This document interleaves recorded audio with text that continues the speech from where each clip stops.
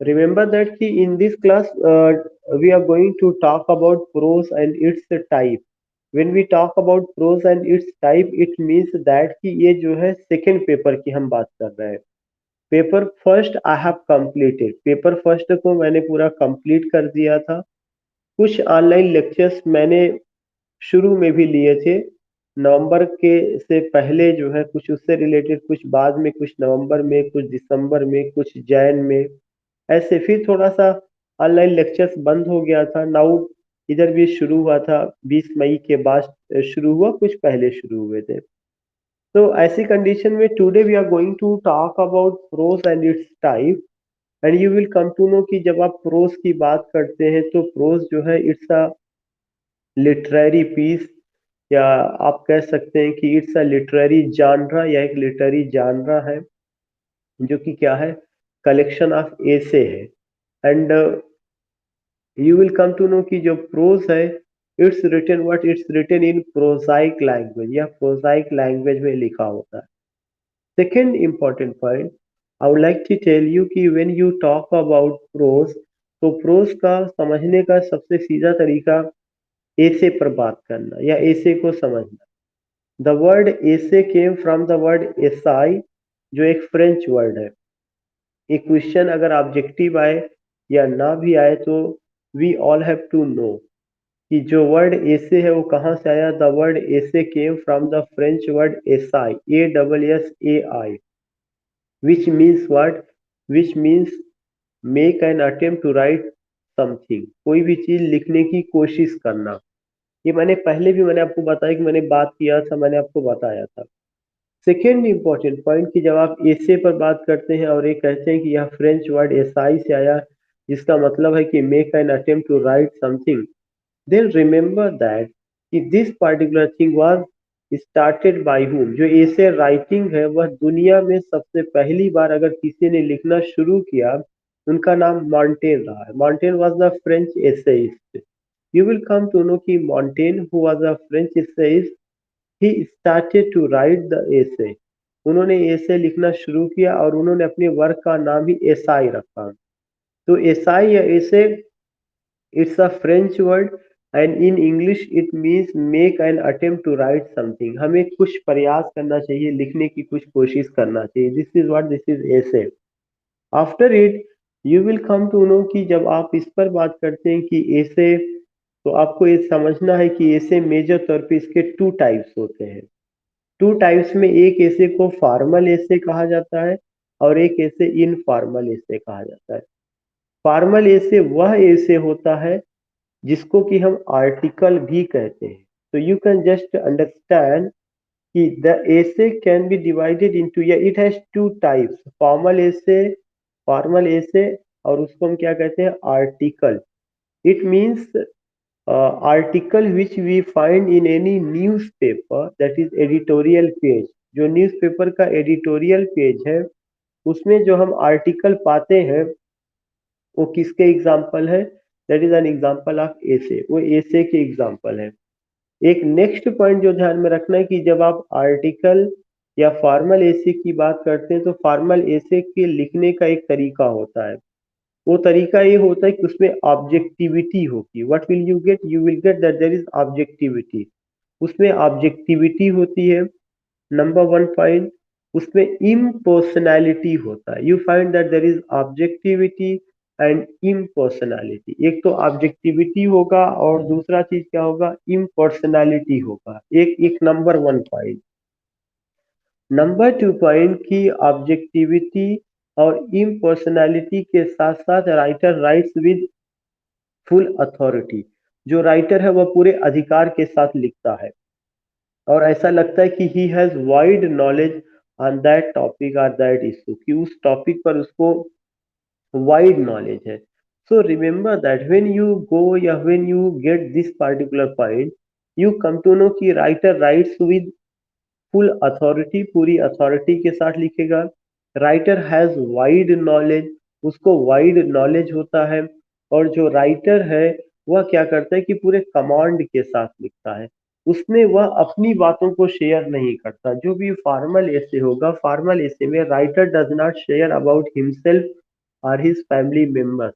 ना तो वह अपने बारे में बात करेगा, ना ही अपनी फैमिली मेंबर्स के बारे में बात करेगा, बल्कि राइटर किसके बारे में बात करेगा? राइटर जो है उसी सब्जेक्ट को ही जिसको कि उसने लिया हुआ है, he will talk about only that topic, वह केवल उसी टॉपिक को लेकर के बात करेगा। हम लोग किसके बारे में बात करें? फॉर्मल एसे के बारे में। अगर आपको पता होगा, ऐसे ही लेटर लिखने का स्टाइल होता था, फॉर्मल लेटर और इनफॉर्मल लेटर। फॉर्मल लेटर जो होता है वो ऑफिशियल लेटर होता है, जिसको आप एप्लीकेशन भी कहते हैं। When you write any letter to any officer, या आप कह सकते हैं अपने बॉस को या प्रिंसिपल को, या इफ यू राइट एनीवन, वो चीज क्या होता है, उसमें टू द पॉइंट बात होती है, उसमें कोई ऐसा चीज नहीं होता you are going to tell about your relative और any other person, no one. जो फॉर्मल लेटर या जो फॉर्मल ऐसे होता है, उसमें रीडर और राइटर के बीच में कोई इंटीमेसी नहीं होता। What do you find? You don't find any intimacy between reader and writer. Reader और राइटर के बीच में कोई इंटीमेसी नहीं होगा, रीडर और राइटर बिल्कुल अलग होंगे। You don't find any intimacy. Again what I want to say कि you will come to know कि author does not, the essayist does not talk about himself or his family members or his relative। वह क्या करता है? he picks up only a topic and writes with full authority। It seems that he has wide knowledge about that topic। उस topic का उसको wide knowledge होता है, और वह जो है लिखते समय किसी भी तरह का फ्रेंडशिप नहीं बनाता। He doesn't share any personal thing, any personal issues with the reader. इस कैटेगरी में मैं जानना चाहूंगा आपसे कि फॉर्मल एसेइस्ट कौन है इंग्लिश के? हु इज फॉर्मल एसेइस्ट जो आपके यहाँ सिलेबस में है? Francis Bacon, yes. Francis Bacon जो आपके यहाँ पहले एसेइस्ट है, Francis Bacon is an example of formal essayist. Bacon has written how many essays? Bacon has written 58 essays, and those essays published in 1597, 1612 and 1625। Bacon के द्वारा लिखा गया जो एसे है 1597 में पब्लिश होता है, 1612 में पब्लिश होता है, 1625 में। टोटल जो नंबर ऑफ एसेज हैं कितने? 58 है। पहले 10 एसे 1597 में, फिर 38 एसेज 1612 में, फिर 10 एसेज 1625 में। बेकन के एसे की खासियत यही है कि एक तो वह जो है फॉर्मल एसे है, दूसरा चीज बेकन के एसे में किसी भी तरह का सब्जेक्टिविटी नहीं है। Instead of subjectivity you find objectivity, instead of personality you find impersonality. Objectivity और इम्पर्सनालिटी का मतलब है कि वह जिस टॉपिक को लिए हैं उसी पर बात करेंगे, अपने बारे में बात नहीं करेंगे। बेकन का जो एसे होता है काफी शॉर्ट होता है लेकिन पैक्ट होता है। आप कह सकते हैं कि maximum in effect in minimum words, aphoristic style में होता है। और अगर हम ये कहा जाए कि वो काफी कम शब्दों में बहुत कुछ कहने की कोशिश करते हैं। Even you will come to know the first essay which is in our syllabus, that is Francis Bacon of studies. Francis Bacon का जो ऑफ स्टडीज है वह किसका एग्जाम्पल है? That is an example of कि वह एक खूबसूरत एग्जाम्पल है फॉर्मल एसे का, जिसमें उन्होंने स्टडीज का मेरिट, उसका डीमेरिट बताया है। उन्होंने बताया कि स्टडीज सब for delight, for ornament and for ability. He also tales कि which books we should read in detailed way and which books we should read with the help of others, taking the notes of someone। इस सब चीजों को पूरी policies बताते हैं कि study है क्या, स्टडी का तरीका क्या है, कैसे स्टडी किया जा सकता है। इन सब चीजों को लेकर के उन्होंने बखूबी बहुत डिटेल में सारी बातें की हैं। तो जब भी हम फॉर्मल एसे की बात करेंगे, always you have to keep in mind who? Francis Bacon. और फ्रांसिस बेकन को फादर ऑफ इंग्लिश एसे कहा जाता है। मैंने पहले भी बताया था कि बेकन को फादर ऑफ इंग्लिश एसे कहा जाता है। और दूसरी तरफ जो है फादर ऑफ एसे मॉन्टेन को कहा जाता है, Montaigene। And who was Montaigne? Montaigne was a French essayist. दुनिया में जिन्होंने सबसे पहले एसे लिखना शुरू किया वो मॉन्टेन थे, और कहाँ के थे? फ्रांस के थे। तो मॉन्टेन वाज अ फ्रेंच एसेइस्ट, और जो आपके फ्रांसिस बेकन है he was an English essayist, वो इंग्लिश एसेइस्ट थे। ऐसी कंडीशन में बेकन को फादर ऑफ इंग्लिश एसे कहा जाएगा, मॉन्टेन को फादर ऑफ एसे कहा जाएगा, और एक और राइटर है जॉन वाइक्लिफ जिनको फादर ऑफ इंग्लिश प्रोस कहा जाता है। प्रोस का मतलब होता है कि बहुत काम किया हुआ हो, वो ऐसे नहीं लिखे, बल्कि उन्होंने क्या किया क्या था कि ही translated the Bible from Latin into English. जो एक उन्होंने पूरी की पूरी किताब ट्रांसलेट कर दी थी, जो एक पूरा प्रोस का शक्ल ले लिया था। इसलिए फादर ऑफ इंग्लिश प्रोस की अगर बात करेंगे तो फादर ऑफ इंग्लिश प्रोस किसको कहा जाएगा? जॉन वाइक्लिफ को। Father of English essay Francis Bacon को। फादर ऑफ एसे मॉन्टेन को। तो एक एस्पेक्ट मैंने बताया, वह कौन सा एस्पेक्ट था? एक एस्पेक्ट यह आपका जो है एसे को लेकर के, और उसमें फॉर्मल एसे। सेकेंड जो एसे होता है वह इनफॉर्मल एसे होता है। इनफॉर्मल एसे का मतलब है कि such a type of essay in which you find subjectivity, in which you find personality. Informal essay the essayist talks about himself, वह अपने बारे में बात करता है, अपने लोगों के बारे में बात करता है, साथ ही साथ वह उनके बारे में बात करता है जिससे वह मिलता जुलता है, मतलब अपने, और साथ ही साथ रीडर के साथ इंटीमेसी बनाता है, वह रीडर के साथ इंटीमेसी, रीडर के साथ फ्रेंडशिप दिखाता है। All these things we find, इन सारी चीजों को हम देखते हैं। Again I would like to tell you कि when we talk about formal essay, when we talk about informal essay, दोनों में अंतर यही है कि फॉर्मल एसे में राइटर रीडर के साथ दोस्ती नहीं करता, लेकिन इनफॉर्मल एसे में जो राइटर है वह रीडर के साथ फ्रेंडशिप करता है। यह एक पॉइंट हमें देखने को मिलता है। मेरी ये बातें क्लियर हो रही है? And you will come, yeah, you will come to know कि there is intimacy between the reader and the writer. The writer shares his means the personal things, अपनी लाइफ का पर्सनल चीजें वो शेयर करेगा। वो अपने रिलेटिव्स के बारे में लिखेगा, अपने फैमिली मेंबर्स के बारे में लिखेगा, इवन उसकी लाइफ में भी जो कुछ हुआ। इस नजरिए से कौन सा ऐसे फॉर्मल इस इनफॉर्मल एसेइस्ट है जो आपके यहाँ सिलेबस में है? इनफॉर्मल एसेइस्ट कौन है जो सिलेबस में है?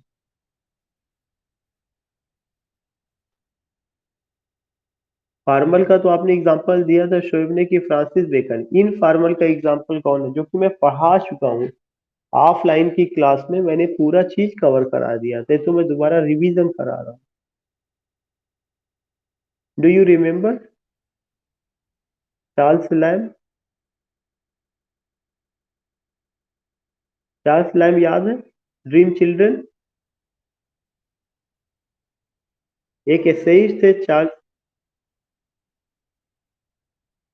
चार्ल्स लैम जो एसेइस्ट है जो सिलेबस में है, he has written dream children. Charles Lamb is an example of what? He is an example of आपका इनफॉर्मल एसेइस्ट के। उन्होंने उसमें अपने जो ड्रीम चिल्ड्रन है, अपने imaginative daughter, son, grandmother, field, खुद जो है आप कह सकते हैं कि, और तमाम लोगों को लेकर के उन्होंने जिक्र किया था, तमाम लोगों को लेकर के उन्होंने बात किया था।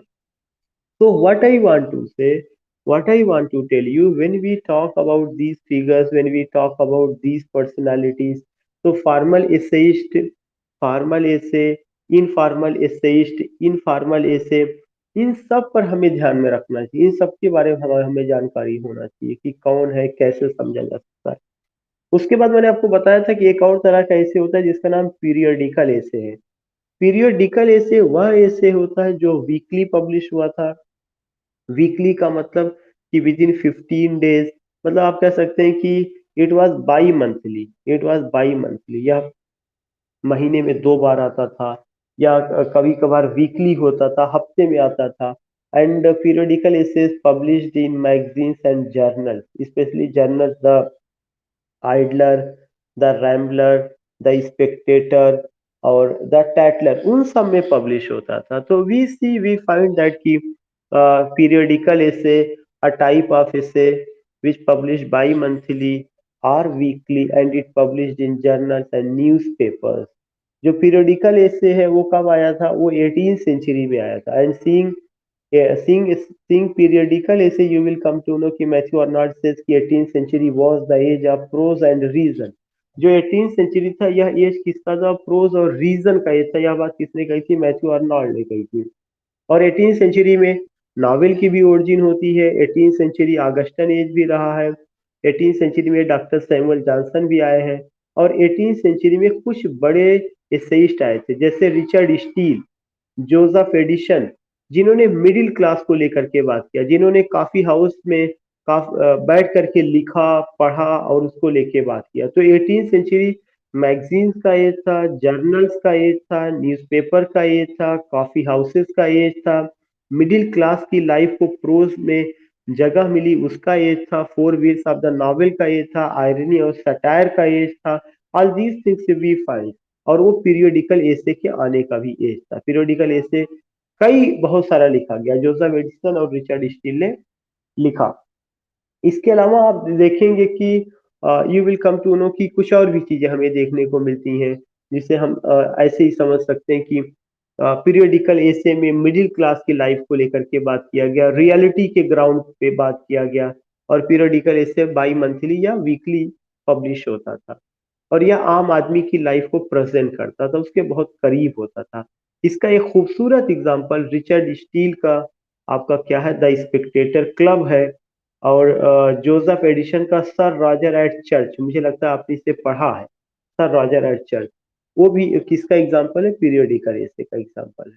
तो एसे में तीन तरह की बातें बताई गई। एक कौन सा एसे बताया गया, फॉर्मल एसे, एक इनफॉर्मल एसे, और एक आपका पीरियोडिकल एसे। अब प्रोज के टाइप में एक और चीज आता है जिसका नाम डायरी है। अगर कोई आपसे पूछता है डायरी क्या है, diary is day to day record. यह एक लिटरेरी जानरा है, टाइप ऑफ प्रोज है, जो डे टू डे रिकॉर्ड जिसमें शामिल होता है। और जो भी डायरिस्ट होता है, he writes diary to read himself, not to make it public. वह उसको पब्लिक नहीं बनाना चाहता, बल्कि वह उसको क्या करना चाहता, खुद से लिखना, खुद के पढ़ने के लिए। वह उसका डे टू डे रिकॉर्ड होता है, व्हाट ही सा, what he found, what he felt in his life. And जो लोग उसकी जिंदगी में आए हैं उनके साथ उनके रिलेशन कैसे रहे, वह उसको लिखते हैं। लेकिन इसका मकसद ये कहीं नहीं होता कि वह उसको पब्लिश कराना चाहता है या उसको आम आदमी को देना चाहता है। No, not at all. उसका जो इंटेंशन होता है कि वह उसको जो है एक अपने जीवन का एक हिस्सा बनाता है, उसको लेकर के वह करता है। तो दीज थिंग्स वी फाइंड, जहाँ पे आप इन सारी चीजों को देख सकते हैं। सेकेंड इंपॉर्टेंट पॉइंट अगर आप देखेंगे कि डायरी में जो दो डायरिस्ट हैं, वो कब आए थे, वो रेस्टोरेशन एज में आए थे। जो रेस्टोरेशन एज था उसको एज ऑफ जॉन ड्राइडन के भी नाम से जाना जाता है। उसकी एज 1660 से 1700 तक। दो बड़े डायरिस्ट आए थे, एक का नाम था सैमुअल पेपिस और एक का नाम है जॉन इवलिन, जिन्होंने लंदन फायर का जिक्र किया है, प्लेग का जिक्र किया है, जो उस समय की घटना 1665 और 1666 ईस्वी में हुई थी, प्लेग और लंदन फायर। तो एक प्रोस्ट लिखने का एक तरीका क्या है, this is another method, this is another way, that is diary. तो डायरी भी किस में लिखी जाती है, प्रोज में लिखी जाती है। इसके अलावा आप देखेंगे कि डायरी के अलावा लोग बायोग्राफी लिखते हैं, ऑटोबायोग्राफी लिखते हैं। बायोग्राफी क्या होता है, बायोग्राफी का मतलब होता है कि life history of a man. Biography means life history of a man, not written by himself but other. एक आदमी के जीवन का इतिहास जो उसने खुद ना लिखा हो, बल्कि किसी जो है दूसरे ने लिखा हो, उसको क्या कहा जाता है, बायोग्राफी। बायो माने लाइफ, ग्राफ माने पिक्चर, बायोग्राफी। तो एक ऐसा पिक्चर जो किसी की जिंदगी पर आधारित हो लेकिन किसी दूसरे ने लिखा हो।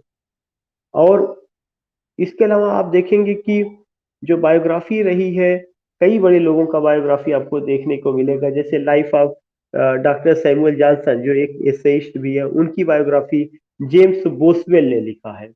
खुद डॉक्टर सैमुअल जॉनसन ने कुछ पोएट्स की बायोग्राफी लिखी है, उसका नाम लाइव्स ऑफ पोएट्स है, उस पर बात किया गया है। बहुत सारे। ऑटोबायोग्राफी क्या होता है, autobiography life history of a man written by himself. Autobiography वह बायोग्राफी होता है जो एक आदमी के जीवन का इतिहास है और उसने खुद को उसको लिखा, अपने जीवन का इतिहास आप खुद लिखें तो उसको ऑटोबायोग्राफी कहा जाएगा। आपके जीवन का इतिहास कोई दूसरा लिखता है तब उसको क्या कहा जाएगा, उसको बायोग्राफी कहा जाएगा। ऑटोबायोग्राफी में बहुत बड़े बड़े लोग हैं, जैसे महात्मा गांधी का माई एक्सपेरिमेंट्स विद ट्रुथ करके एक उनकी किताब है जो ऑटोबायोग्राफी है। इसके अलावा एक और ऑटोबायोग्राफी है, कमला दास एक बड़ी पोएटेस है जो केरला की थी, मलयालम में लिखती थी, इंग्लिश में लिखती थी। उन्होंने अपना ऑटोबायोग्राफी माई स्टोरी के नाम से लिखा हुआ है, जो बहुत फेमस हुई है। तो इस तरह से मैं कुछ एग्जांपल्स बता रहा हूँ, बाकी आप ये देखेंगे कि सो मेनी थिंग्स। तो इन दिस वे मैंने किस पर बात किया, मैंने प्रोज पर बात किया, फॉर्मल एसे पे बात किया, इनफॉर्मल एसे पे बात किया, पीरियोडिकल एसे पे बात किया, डायरी पे बात किया, बायोग्राफी पे बात किया और ऑटोबायोग्राफी पे हम लोगों ने बात किया। इसके अलावा एक और चीज है जो बायोग्राफी जैसी ही होती है लेकिन उसको हेजियोग्राफी कहा जाता है, HEGIOGRAPHY। जो हेजियोग्राफी वो क्या होता है, hagiography life history of English saints, जो इंग्लिश सेंट्स थे उनकी लाइफ को लेकर के जो बायोग्राफी लिखी गई उसको हेजियोग्राफी कहा जाता है। इंग्लिश सेंट्स का मतलब कि the saints who were born in England, वे सेंट्स जो इंग्लैंड में पैदा हुए थे उनकी लाइफ को लेकर के अगर कुछ कहा जाएगा लिखा जाएगा तो उसको क्या कहा जाएगा, हेजियोग्राफी। तो ये अगर आपसे कभी कोई पूछता है तो आप कह सकते हैं मदर टेरेसा जो सेंट्स थी उनके ऊपर जो लिखा गया वो हेजियोग्राफी, क्योंकि वो एक सेंट्स थी। सेंट कैथरीन के ऊपर लिखा गया, सेंट अगस्टीन के ऊपर लिखा गया, सेंट थॉमस पर लिखा गया, सेंट बेकेट पर लिखा गया। तो all these things we find, saint Mary पर लिखा गया। तो ये जितने भी सेंट्स हैं इनके ऊपर जो कुछ भी लिखा गया है उसको क्या कहा जाएगा, उसको hagiography. Why is it called hagiography, चूंकि हेजियोग्राफी का मतलब ये होता है कि life history of English saints, जो इंग्लिश सेंट्स है उनकी लाइफ हिस्ट्री को लेकर के। उसके बाद एक और एस्पेक्ट आता है जो प्रोस की का ही एक शक्ल है, आप उसको कह सकते हैं कि ट्रेवलॉग। जो ट्रेवलॉग है उसको क्या कहा जाता है, यात्रा वृत्तांत। यात्रा वृत्तांत हिंदी में है, but travelogue is a type of literary genre in which you find the particular author or writer tells about the place where he has gone or traveled, the place which he has seen, and also not only the place but also the people whom he has met। Travelogue में वह उस जगह की जहाँ पे वह घूमा है, जहाँ पे उसने यात्रा किया है वहाँ के बारे में बताएगा, उसकी आबो हवा के बारे में बताएगा, कल्चर के बारे में बताएगा, वहाँ के लोगों के बारे में बताएगा और साथ ही साथ उन सारे लोगों के भी बारे में बताएगा जिससे वह मिला हुआ है। इसको क्या कहा जाता है, ट्रेवलॉग। इन हिंदी यात्रा वृत्तांत, यात्रा वृत्तांत मतलब आपने कहीं पे यात्रा किया है तो आप उसका वृत्त चित्र प्रस्तुत कर रहे हैं, यू आर टेलिंग की हाउ द लोकेलिटी वाज और वहाँ कौन कौन लोग थे, उसको ट्रेवलॉग कहा जाता है। एक और पॉइंट है उसका क्या नाम है, दैट इज आप कह सकते हैं मीमवायर। मीमवायर क्या होता है, संस्मरण। मीमार आपका संस्मरण। एंड संस्मरण से क्या मतलब है, संस्मरण का मतलब ये है कि आप अपनी यादें, पास्ट में कुछ ऐसा हुआ जो आपकी लाइफ का हिस्सा रहा है, सोसाइटी को भी, अपनी लाइफ को कम बल्कि जो सोसाइटी रही है, जो आपके जीवन में लोग आए हैं, उन यादों को जब आप सहेजते हैं जिसमें आपका लाइफ भी एक हिस्सा होता है लेकिन वह ऑटोबायोग्राफी नहीं होगा, अगर आप उसको सहेजते हैं तो वो क्या कहा जाएगा, उसको मीमायर कहा जाएगा। बहुत सारे मीमवार मार्केट में आए हुए, बहुत सारे लिखे गए। तो memoir is a literary genre, it's a type of prose in which we find that the author writes about the people who came in his life and also he tells about the particular place, locality, उन सबको भी लेकर के वह क्या करता है, बात करता है। तो in this way you came to know about prose क्या है, टाइप्स ऑफ प्रोज क्या है और चीजें क्या है, इन सब चीजों को लेके बात हुई है। दूसरा एक बहुत इंपॉर्टेंट एस्पेक्ट है वह है नावेल। नावेल भी आपका क्या है, एक तरह का प्रोज होता है। नावेल में स्टोरी होती है लेकिन नावेल शॉर्ट स्टोरी से बड़ा होता है। नावेल में के 7 एस्पेक्ट्स होते हैं, इसको लेकर के किसने बात किया है, इसको लेकर के E.M. फास्टर एक क्रिटिक है, उन्होंने बात किया है कि there are 7 aspects in the novel. और वह किताब क्या नाम है, एस्पेक्ट्स ऑफ द नावेल, 1927 में आई थी। उसमें उन्होंने किस पे बात किया हुआ है, स्टोरी पे बात किया है, कैरेक्टर पे बात किया, प्लॉट पे बात किया, प्रोफेसी पे बात किया है, फैंटेसी पे बात किया, पैटर्न पे बात किया, रिदम। ये 7 एस्पेक्ट्स हैं। तो अगर कभी आता है कि नॉवेल क्या है, नॉवेल भी किस में लिखा जाता है, प्रोज में लिखा जाता है। प्रोज का एक टाइप है और उसमें स्टोरी होती है, वह शॉर्ट स्टोरी से बड़ा होता है। स्टोरी को सिस्टमेटिक ढंग से प्रेजेंट किया जाता है, उसको प्लॉट कहा जाता है। जब जो कोई घटना सिस्टमेटिक ढंग से नहीं होती उसको स्टोरी कहा जाता है। उसमें कैरेक्टर होते हैं, उसका जो है बिगिनिंग होता है, मिडिल होता है, एंड होता है, प्रोफेसी होता है, पैटर्न होता है और रिदम होता है। इसके अलावा आपका क्या होता है, शॉर्ट स्टोरी है। शॉर्ट स्टोरी और नॉवेल में अंतर अंतर यही, शॉर्ट स्टोरी छोटी होती है और शॉर्ट स्टोरी के लिए एक ही वर्ड यूज किया जाता है, economization of words and character. Short story में कैरेक्टर्स को के साथ किफायती बढ़ती जाती है, इवेंट्स के साथ किफायती बढ़ती जाती है, कि जो कैरेक्टर्स है, जो इवेंट्स है, वो बहुत ज्यादा ना हो, उनको कम से कम कैरेक्टर और कम से कम इवेंट्स में हम अपनी बात को रख सके, या क्या होता है, शॉर्ट स्टोरी होता है, but it's shorter than the novel, या नॉवेल से शार्ट होता है।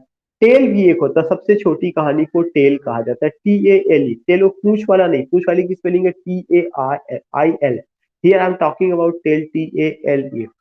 So in this way, in today's class, you ultimately come to know about what you ultimately come to know pros क्या है, प्रोस का types क्या है, फॉर्मल एसे, informal एसे, periodical एसे, biography, autobiography, हेजियोग्राफी, diary, और इसके अलावा आप जो है इसके बारे में भी जाने हैं कि आप कह सकते हैं नॉवेल है, शॉर्ट स्टोरी है, this things you ultimately came to know, travelogue, मीमवायर।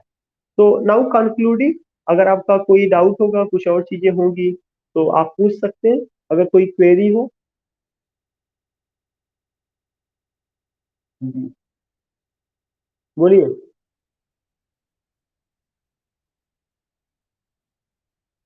हाँ, लैटिन से इंग्लिश में, हाँ। और किसी का कोई कंफ्यूजन, कोई चीज पूछना है? आयशा,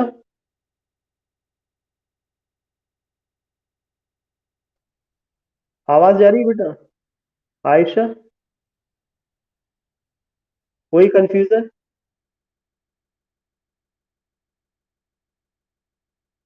हाँ, रिवाइज ही हो रहा है। म्यूट कर लो बेटा, म्यूट करो। किसका? आयशा, म्यूट करो। इनफॉर्मल एसेइस्ट जो रहे हैं, उनको आप ये कह सकते हैं कि चार्ल्स लाइन एक इनफॉर्मल एसेइस्ट है, जिनका आपने पढ़ा ड्रीम चिल्ड्रन। सबा, सबा, 7 पार्ट्स है, नावल में 7 पार्ट्स है, 7 एस्पेक्ट, 7 एस्पेक्ट्स है। और उसको जो बात की, EM फास्टर एक क्रिटिक है, जिन्होंने अपनी किताब एस्पेक्ट्स ऑफ द नावल में बात की है। सबा,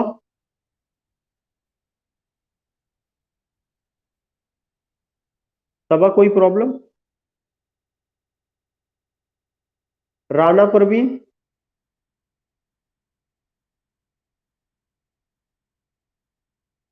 not taking the name of anyone, अगर किसी को कोई प्रॉब्लम है तो यू कैन आस्क, ही और शी कैन आस्क।